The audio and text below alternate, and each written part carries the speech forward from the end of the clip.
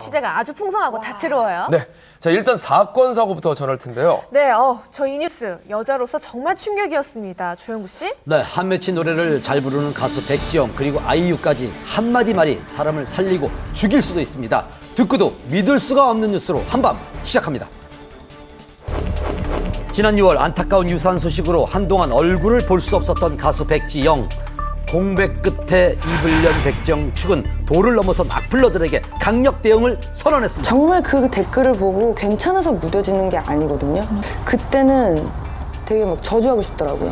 소속사의 권유로 1차 고소를 시작한 후에도 수그러들지 않은 악성 댓글 2차 고소까지 이어졌습니다. 결정적으로 어쨌든 고소를 결정하게 된 이유는 유산 이후의 악플들 때문이었어요. 그런데 경찰 측에서 발송한 출석 요구서 인증 사진을 당당히 인터넷에 올린 악플러, 입에 담기조차 힘든 욕설 내용까지 공개돼 여론이 들끓고 있습니다. 결혼 후 첫 방송에서 그간의 심경을 털어놨는데요. 제가 제일 잊어버릴 수 없는 그 댓글 중에 하나가 뭐가 있냐면 백지영이 신곡이 나왔다는 거예요. 누가 제보를 해줬어요, 저한테.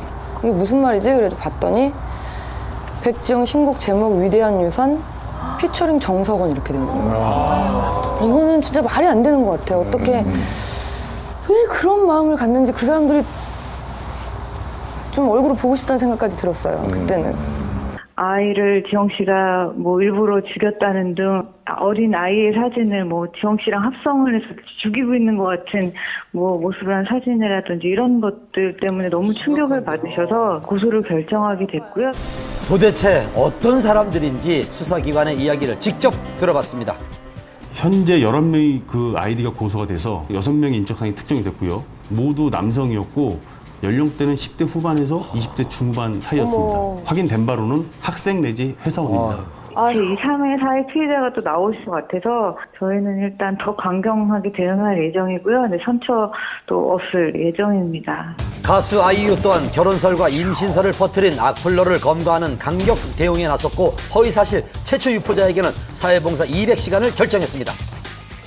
장난으로 글을 올렸다 하더라도 피해자와 합의가 되지 않으면 전과자가 될 우려도 있고요. 사실과 다른 내용의 어떤 글을 올려서 명예를 훼손할 경우에는 7년 이하 징역 또는 5천만 원 이하의 벌금을 받을 수도 있습니다. 서로에게 상처를 남기는 악성 댓글 하루빨리 근절되길 바랍니다. 2AM 정진훈 씨가 25톤 트럭과 충돌하는 아찔한 사고가 문경세제에서 발생했습니다. 아찔한 사고를 목격한 제보로 단독 취재 이어갑니다. 지난 6일 가수 2AM의 멤버 정진훈 씨를 태운 차량이 25톤 트럭과 충돌하는 아찔한 사고가 있었습니다. 한눈에 봐도 큰 사고였음을 짐작했는데요. 차량에 파편들이 널려 있었고 터널 안에서 풍기는 그런 기름 냄새를 맡을 수 있었고 멀리에서 보면서도 사고가 굉장히 크게 났구나 뭐 이렇게 생각할 수 있는 정도였습니다. 네, 지방 공연을 마치고 서울로 올라오던 길이었다고 합니다.